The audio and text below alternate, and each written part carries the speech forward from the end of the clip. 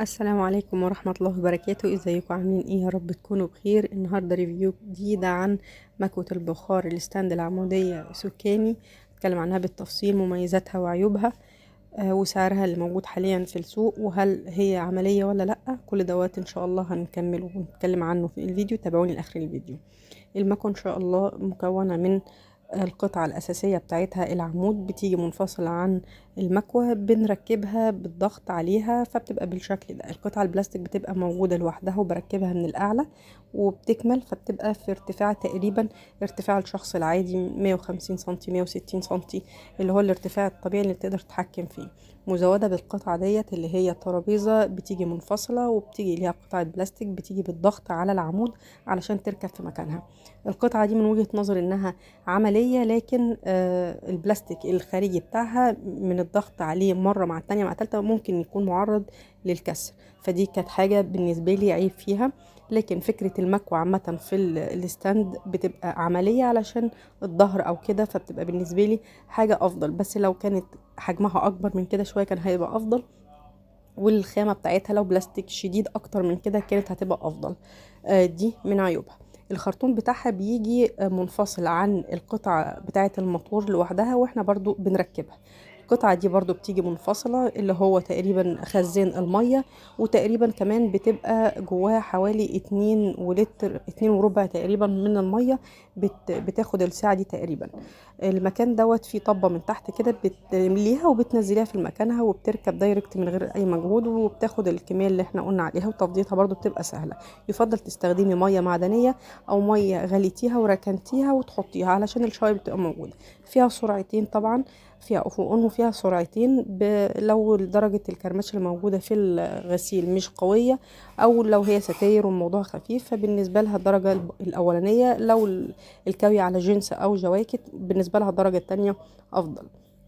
زي ما قلنا الخرطوم بتاعها بيجي جديد وطويل جدا بالمنظر دوت، والسلك بتاعها كمان طويل. ممكن تحطيها في الكهرباء وتبعدي بيها شوية، فالسلك بتاعها برضو حوالي متر ونص، فسلك يعتبر كويس. طبعا الفيشة بتاعتها مش ثلاثية فمش محتاجة مشترك خارجي.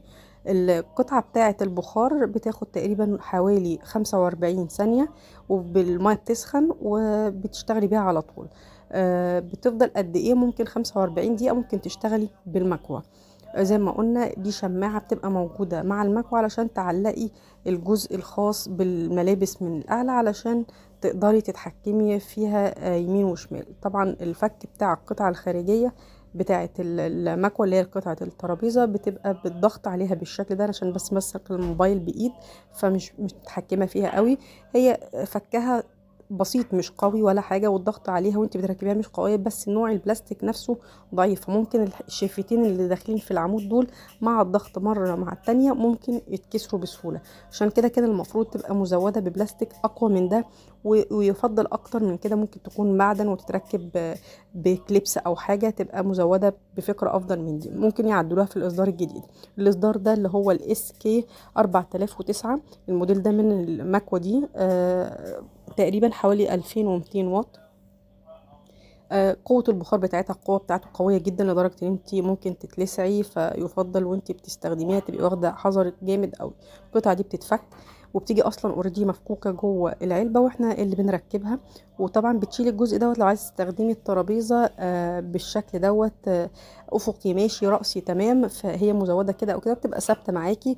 وطبعا الكوي في الطريقة دي افضل بكتير عشان بتتحكمي في الضغط على القماش اللي بتكويه، اذا كان القميص او التيشيرت او الستاره، فالضغط فيها. فبالنسبه لي الطريقه دي افضل من تكون عموديه. بس لو عندك حاجه سريعه وما فيهاش كرمشه كتير فممكن تستخدمي حاجه يعني تلبيسه زي القميص او حاجه على القطعه بتاعه العمود.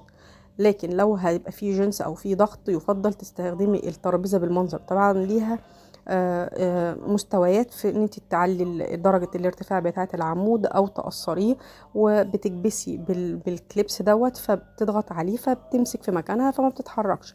فهي كل دوت مميزات فيها كويسة جدا، وخصوصا الكليبسات دي بتتحكم في طول العمود وقصره. اكتر عيب ظهر معايا الخامة البلاستيك بتاعة الترابيزة المكوى. العيب التاني هقوله لما اوصل له.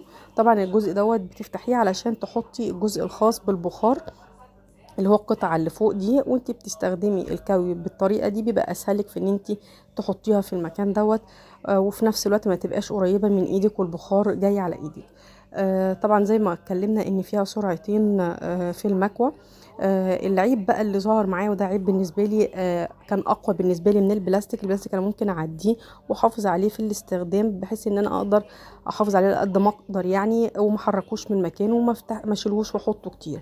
العيب اللي انا بتكلم عنه اللي ما فيهوش بقى علاج، ان مكتوب في البخار ان ما فيهوش مواد كيميائيه بنسبه 100%، دي من ضمن مواصفاتها، لكن ده ما حصلش معايا.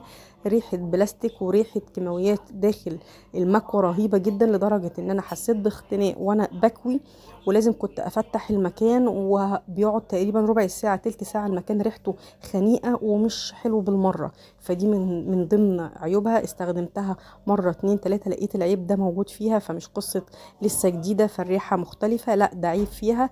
وقمت بارجاعها فعلا علشان الريحه كانت قويه وما راحتش مع الاستخدام ولا حاجه. لكن بالنسبه لدرجه البخار اللي خارجه منها كانت قويه. طريقه الكوي بتاعتها سهله، الفكره العموديه والافقيه بتاعتها سهله.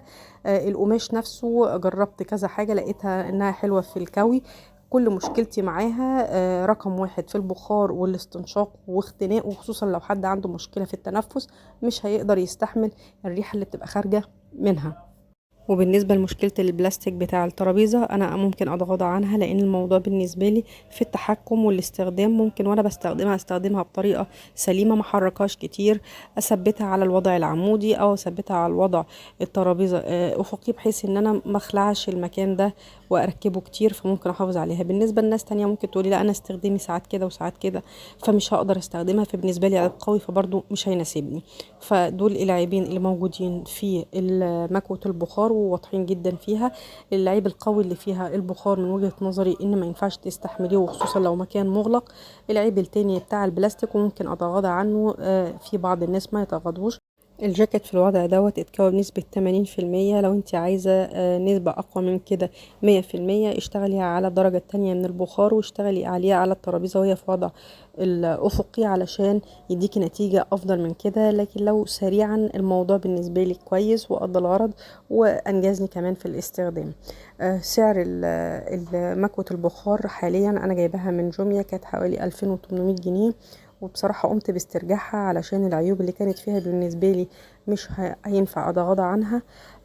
في حاجات تانية موجودة في السوق زي التيفال وزي أراشيا وزي كنود، كذا حاجة فيها إمكانيات أفضل من كده، بس نسبة الأسعار فيها بتبقى أعلى شوية، فأنت لو متاحة فيفضل تجيبيها. أشوفكم في فيديو جديد إن شاء الله، والسلام عليكم ورحمة الله.